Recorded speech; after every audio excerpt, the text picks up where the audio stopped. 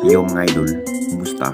Mandrag mga sports, sabi nga pala ating usapan Barangay Nibra, Arvin Tolentino, unang practice sa Hinebra at Jeremiah Gray mukhang malabo na rin makakabalik sa upunan ng Barangay Nibra. Pero bago nga yan, kung bago pa lang sa ating channel, huwag mong kalimutan mag-subscribe at i-click ang notification bell para like kang updated sa ating latest upload pa natin. So kailangan na nga bang ma-aware sa lahat, mukhang makakabalik na nga ba ang nasabing star player ng ating Barangay Nibra ay walang iba kundi si Arvin Tolentino ng ating Jing Kings mga idol.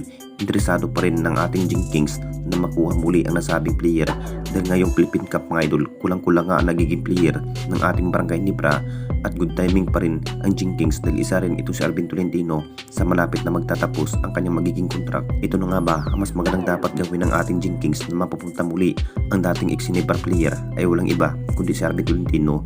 Mahusay rin sa outside shooting ang nasabing player dahil kumamada pa rin ng maraming maitala at siya na rin ang nagiging buhay at pag-asa ng Northport Batangas.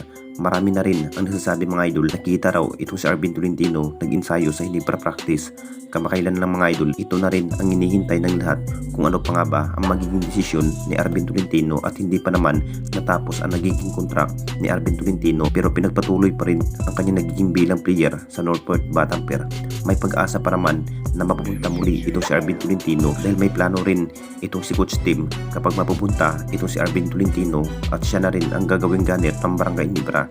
Sobrang lakas nga ang nagiging lineup ngayong season mga idol. Alam na nating lahat kung anong kayang gawin ni Arvin Tolentino sa opensa.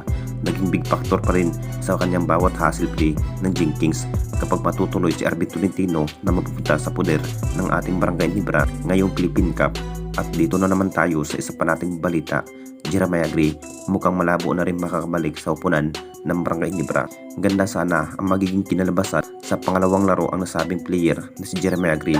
Bad news nga lang po dahil another na injury na naman ang nasabing player na si Jeremiah Gray. Sayang na sayang nga ang naging healthy itong si Jeremiah Gray at hindi man lang nagpakitang gila sa mata ng Hinebra. Pero hindi pa naman 100% itong si Jeremiah Gray sa kanyang pagbabalik laro sa upunan ng Barangay Nibra. Agad bumalik sa injury pa rin ang kanyang dating injury nung last year. Marami pa rin ang nasasabi mga idol, mukhang malabo na rin makakabalik itong si Jeremiah Gray sa upunan ng ating Barangay Nibra kung ganito ang kanyang ipinakita sa bawat performance sa nasabing player.